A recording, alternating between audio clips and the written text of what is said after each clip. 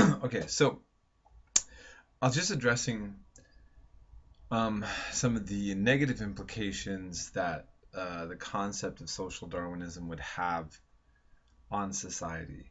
I have to say that this hasn't, this idea is not completely off the table for a lot of people in the world. I think anecdotally, the idea that survival of the fittest or might makes right still exists, and that people do look at other people as kind of inferior genetically or something.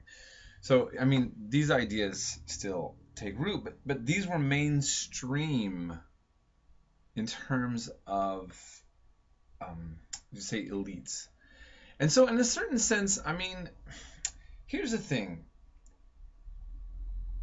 science and religion, if we just look at them objectively, from like, step away from them, instead of debating about whether or not religion or science is good or bad for the world, what we can argue is that both institutions of religion and science have been used to justify political schemes, um, regardless of whether or not that's seen as well. Sorry, let me say it this way. Just to clearly state that religion and science has been used to justify political projects. And often when we look back at it, we say, wow, this is really what you used to justify, you know, racism, oppressing other people, slavery. Um, I have a book defending slavery, which is accounts of American Southern intellects who, prior to the Civil War, were trying to justify slavery. And you have a Baptist minister who argues for the case that the Bible actually justifies slavery. Um, and there were Christians that were against slavery as well. So what I'm saying is that I'm not saying that Christianity is going to be one or the other. What I'm saying, though, is that it is definitely used. And science, the same. So Herbert Spencer is the one that really came up with this idea of survival of the fittest.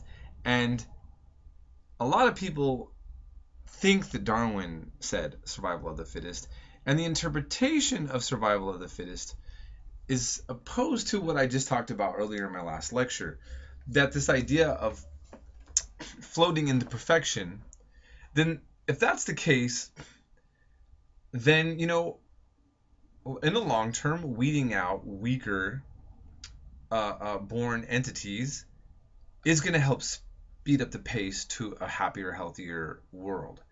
But we know now that that's actually not the implications of Darwinian science, regardless of whether or not he even understood that. I'm talking about Darwin. And so for capitalism, think about, we just went over this discussion of the inequalities that were created with industrialization. Well, it's interesting because socialists, and in particular communists, are going to use Darwin and say, hey, society does move forward. And remember how communists in particular thought that history was moving towards communism. And so if Darwinian science believed that that's how life was working towards something, then they thought, well, this is just clear as day. The natural world and the sociological world, as studied through Darwin and Marx, proves that life is moving towards, is evolving into something progressive. Okay, so the left wing, the communists, would use Darwin for a justification of their political model. And the Soviet Union did in a much more complex way later on. We can talk about that later. Now, in the capitalist countries, Darwin was used to justify inequalities and say, stop crying so much for those poor, pitiful creatures huddled in the urban centers. They're essentially, to paraphrase them, you don't cry when you when you squish a spider to get it out of your room, or you have to wipe out some ants, uh, um, how do you want to live? And they saw that this was nature working things out, and trying to intervene and help would be a terrible idea. So, by the way, we're going to talk about Hitler later on. I've always made this argument. You see a little bit in the video if you watch from the My History Lab, about the origins of the Holocaust. I personally think one of the least talked about aspects of Hitler is that none of his ideas were new, and many of them came out of American and British institutions. The idea of eugenics, of there being better genes at the the idea of weeding out weaker people for the benefit of the healthier and the more superior. Okay, his view of Jews, all of these things. You can't argue that there's anything really new that Hitler came up with. It wasn't the trend of Western circles, except that he actually pushed through those ideas to their logical conclusion, and he used modern industrialization and the state to actually act it. So we said, oh, we all agree we don't like having Jews in our society. We all agree that having all these handicapped people and weak people with mental disabilities is a problem. That this is all bad. Well, then I'm going to use this state and I'm going to eradicate them from my society. And it's like, oh, everybody now sees what that result actually looks like if you take those policies to that conclusion. And so sadly, I kind of get annoyed by the ahistorical approach that gets addressed to Hitler, because if you want to talk about Hitler, you have to talk about the West.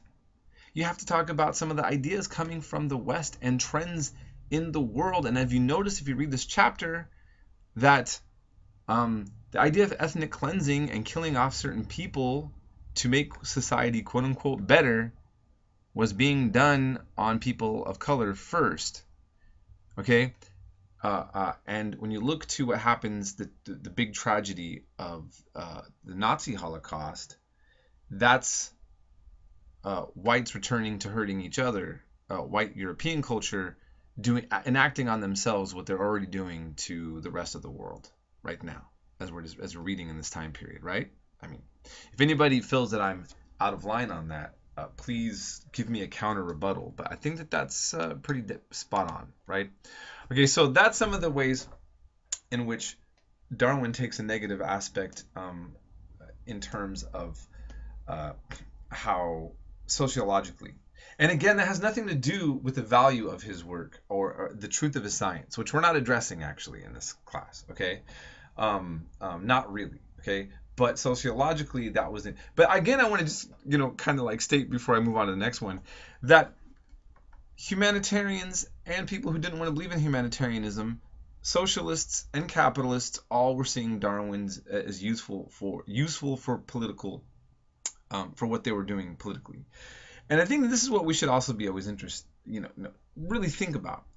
It's easy many times to blame ideologies or certain characters for certain things. But, if you notice, whether we're moving from religion to science, societies were doing the same things they were before.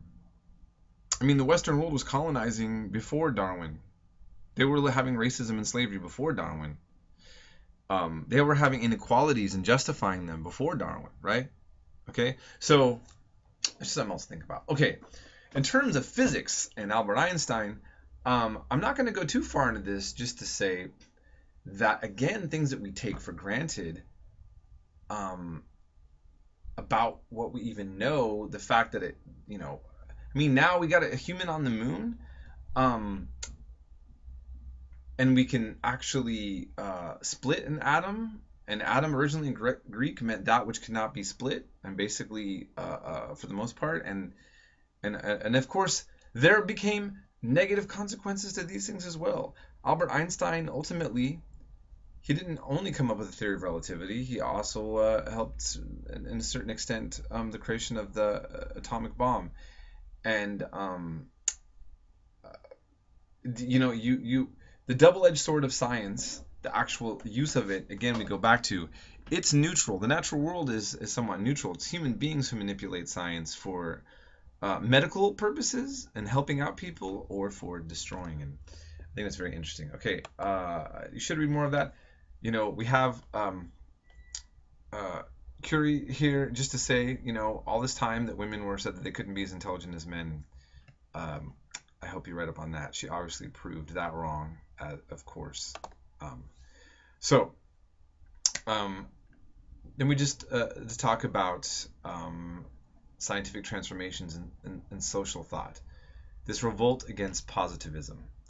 As we remember, Comte, he was the guy who thought the world was getting better.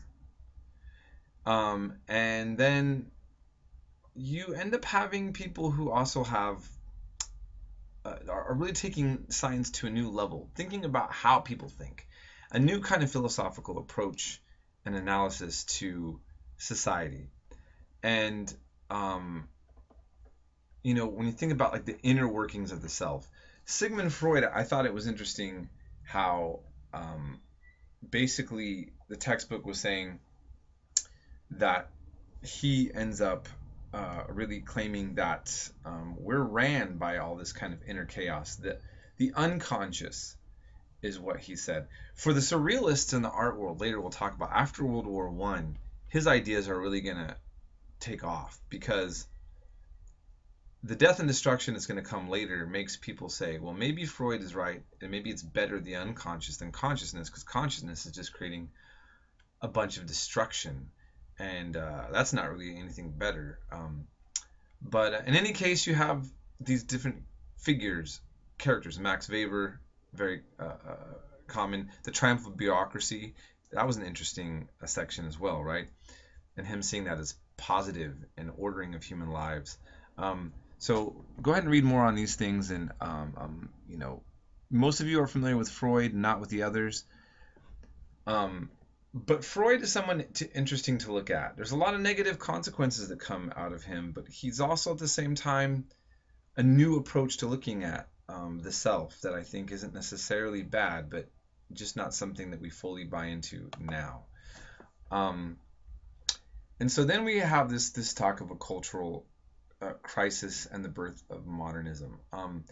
I will end this lecture here and get back to that. For the next lecture.